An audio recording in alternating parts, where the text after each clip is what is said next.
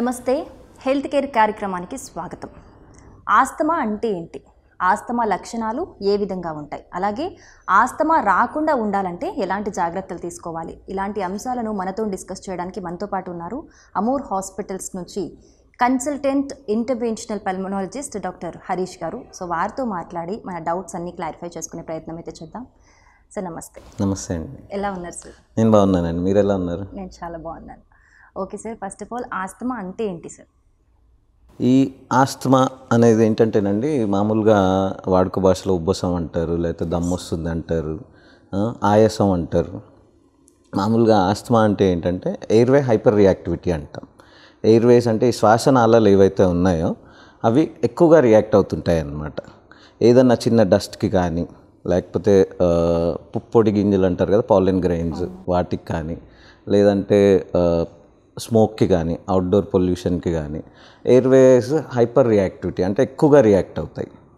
So normal reaction కాకుండా బాగా ఎక్కువగా, ఈవెన్ చిన్న ఇట్స్ ఏంటంటే ఒక రకమైన ఎలర్జీ అన్నమాట.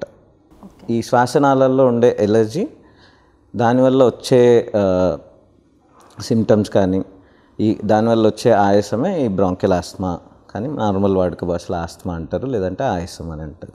ఓకే, జనరల్గా ఈ డస్ట్ ఎలర్జీ అంటూ ఉంటారు, అది సేమ్ ఆస్తమా అని అనుకోవచ్చు? డస్ట్ ఎలర్జీ యూజువల్గా ఏంటంటేనండి, ఎలర్జీ అంటే మామూలుగా అప్పర్ ఎయిర్వే ఎలర్జీస్ ఎక్కువ ఉంటాయి అన్నమాట. అంటే ఎలర్జీ అంటే తుమ్ములు రావడము, లేకపోతే జలుబు అయినట్టు అనిపించడము, నేసల్ కంజెషన్ ఉండడము, ఇవి చాలామందికి ఎక్కువగా ఉంటుంది. దాన్ని ఎలర్జిక్ రైనైటిస్ అంటాము. అదే ఎలర్జీ లంగ్స్లో ఉందనుకోండి, అంటే ఈ ఎయిర్వేస్ శ్వాసనాళాల్లో ఉందనుకోండి, దాన్ని ఎలర్జిక్ బ్రాంకైటిస్ అంటాం. ఎలర్జిక్ బ్రాంకైటిస్ అది రిపీటెడ్గా, రికరెంట్గా ఇట్లనే వస్తుంటే దాన్ని బ్రాంకియల్ ఆస్తమా అంటాం. Allergic bronchitis with airway hyper responsiveness, airway అంటే ఈ శ్వాసనాళాలు హైపర్గా రియాక్ట్ అవ్వడాన్ని బ్రాంకియల్ ఆస్తమా అంటాం అన్నమాట. ఎయిర్వే హైపర్ రియాక్టివ్నెస్ వల్ల ఏమవుతుంది అంటే శ్వాసనాళాలు బాగా వాచిపోయినట్టు అవుతాయి అన్నమాట. శ్వాసనాళాలు బాగా వాచిపోయినట్టు అయిపోయి ఎడిమా అంటాం దాన్ని, శ్వాసనాళాల్లో ఎడిమా లాగా వచ్చేస్తుంది. సో అక్కడ ఇన్ఫ్లమేషన్ ఎక్కువ అయిపోయి శ్వాసనాళాలు బాగా వాచిపోయి, ఏదైతే ఎయిర్వే డయామీటర్, ఎయిర్వే క్యాలిబర్ ఏదైతే ఉంటుందో ఈ వాపు వల్ల అది తగ్గిపోతుంది అన్నమాట. అది తగ్గిపోవడం ఒకటి. సో దానివల్ల ఏమవుతుంది అంటే ఎయిర్ మూమెంట్, ఇక్కడ నుంచి తీసుకునే ఎయిర్ లంగ్స్లోకి పూర్తిగా వెళ్ళకపోవడం వల్ల ఆయాసం వచ్చినట్టు అనిపించడం, శ్వాస తీసుకోవడంలో ఇబ్బందులు ఉండడము.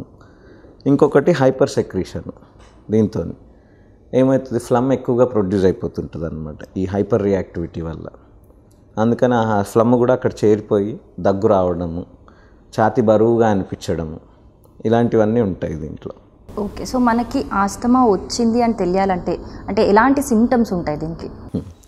యూజువల్గా ఎలాంటి సిమ్టమ్స్ అంటేనండి, ఎప్పుడన్నా ఈ డస్ట్కి కానీ, స్మోక్ పొగకి కానీ, బాగా అవుట్డోర్ పొల్యూషన్కి కానీ, లేదంటే ఈ కొంతమందికి గడ్డిలోకి అంటే పార్క్లో వాక్ చేస్తున్నప్పుడు ఏదన్నా గ్రాస్, గడ్డి చెట్లు అవి ఉంటాయన్నమాట, ఆ పిచ్చి మొక్కలు అలాంటి వాటి నుంచి వచ్చే పాలెన్ గ్రెయిన్స్ వల్ల ఈ గడ్డి దగ్గరికి వెళ్ళంగానే వాళ్ళకి సడన్గా ఆయాసం వచ్చినట్టు అవ్వడము, వీజింగ్ సౌండ్ అంటే చెస్ట్ నుంచి విజిలింగ్ సౌండ్ వస్తుంటుంది అన్నమాట. ఎందుకు అంటే ఈ ఎయిర్వేలో ఉండే మజిల్స్ అన్నీ స్పాజంలోకి వెళ్ళిపోతాయి, బ్రాంకోస్పాజం అంటాం. సో ఈ శ్వాసనాళాలన్నీ స్పాజంలోకి వెళ్ళిపోతాయి అన్నమాట. శ్వాసనాళాల్లో కూడా మూమెంట్ ఉండాలి కంటిన్యూస్గా, ఆ మజిల్స్ మూవ్ అవుతూ ఉంటేనే ఎయిర్వే మూమెంట్కి ఈజీగా ఉంటుంది. అవి స్పాజంలోకి వెళ్ళిపోతాయి. సో స్పాజంలోకి వెళ్ళిపోవడం వల్ల ఎయిర్వే మూమెంట్కి చాలా ప్రాబ్లం అవుతుంది అన్నమాట. ఈ స్పాజంలోకి వెళ్ళిపోయినప్పుడు ఈ విజిలింగ్ సౌండ్ ఎక్కువ వస్తుంటుంది. సో దాన్ని వీజింగ్ అంటాం అట్లా. సో ఆయాసం రావడము, వీజింగ్, సడన్గా దగ్గు రావడము, ఇంకొకటి బాగా సడన్గా తుమ్ములు రావడము, తుమ్ములతో స్టార్ట్ అవ్వడము, ఇవన్నీ ఉంటాయి ఆస్తమాలో. ఇలాంటి సిమ్టమ్స్ ఎక్కువగా మనకి సివియర్గా వైరల్ ఫీవర్స్ వచ్చినప్పుడు, కోల్డ్ వచ్చినప్పుడు కూడా బాగా చూస్తూ ఉంటారు.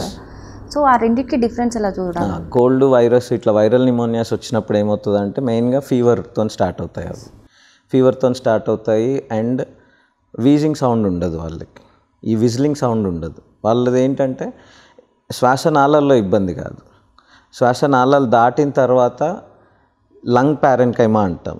అంటే యాజ్ సచ్ ఆ స్పాంజ్ లాగా ఉండే లంగ్, అక్కడ ప్రాబ్లం ఉంటుంది వాళ్ళకి, అక్కడ ఇన్ఫెక్షన్ అంతా అక్కడ చేరిపోయి ఉంటుంది. సో అందుకని వాళ్ళకి ఈ వీజింగ్ సౌండ్ ఏమి ఉండదు.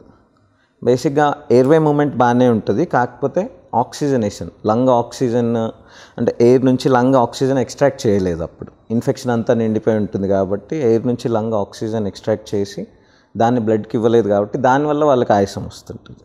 వీళ్ళకి ఏంటంటే ఎయిర్వే మూమెంట్ ప్రాబ్లం వల్లనే ఆస్తమా ఉన్న వాళ్ళకి వీళ్ళకి ఇట్లా ఆయాసం వస్తుంటుంది.